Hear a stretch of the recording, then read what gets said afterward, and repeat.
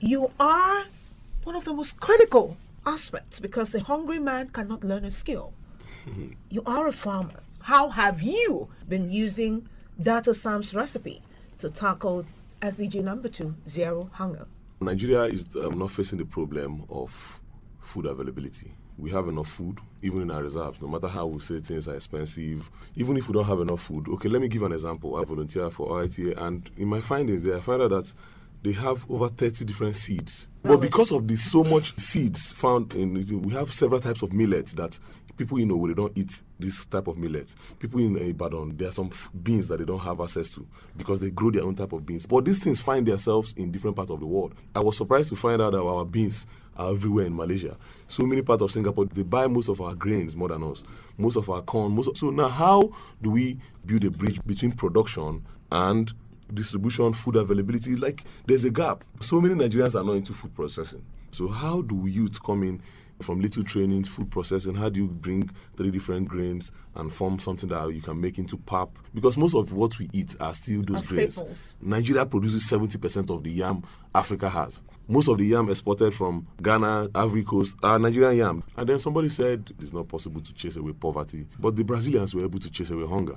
So many countries have chased away hunger. Just like well-being, which happens to be one of my goals. The Thai people, the Malaysians, they've chased away all these bacteria and everything from their system. So it's possible that we can chase away hunger, we can chase away unemployment, because all these things boils down to the SDG. And then I keep going towards the leadership side. I admire them a lot because I noticed that, these youths, they know how to do these things. They have these skills, but they don't have the leadership mentality. They don't have this mentality of making this thing into something big. But some of them know agriculture more than me, but they don't know how to communicate. They don't have leadership skill. They don't have person to play. Yeah, it's a big problem.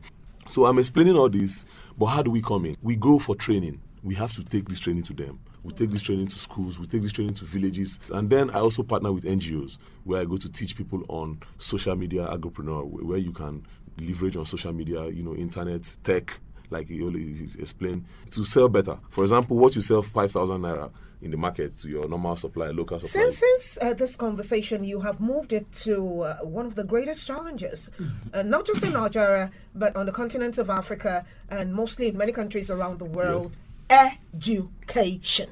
So how do we solve the seemingly situation we have with education and attaining the goals of education? Okay, for you to be educated or for you to learn a new skill or to obtain knowledge, they say knowledge is difficult to get and it's not cheap. You have to pay for it. I keep hitting on the leadership. Most of these people, they don't have that leadership mentality to want to grow beyond what they have. Then, for example, you talked about all this X and everything. I'm on all the social media handles. I use all of them. As a matter of fact, most of my opportunities come from these social media handles. So now, the algorithm of your phone, of your internet provider, they read what you would like to channel your energy on. So what are you focusing your energy on? Even if it's the tech, as a matter of fact, young children right now, if you give them the phone, they have more access to knowledge YouTube. More than you. Yeah, my junior brother does more tech thing more than myself because he's more sharper. There's some apps that he uses. There's some things he learns from cartoon. So what are some of the challenges you as young people have faced starting up to sustain your community project, and how have you overcome these challenges?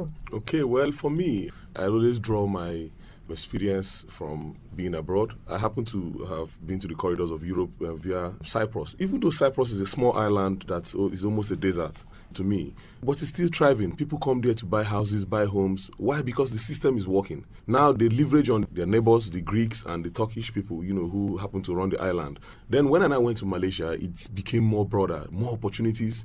Like the internet system is different abroad than here. The system is a big problem. I don't want to put the blame on any particular sector. So how do you think that can be fixed? Well, just like we are advocating, the youths, we are the next generation coming. No matter how many years these people want to spend in power, no matter how long they want to stay, they will go. And we are the ones coming in. So I'm not in a hurry again. Right. Thank you very much. It's been an in-depth conversation.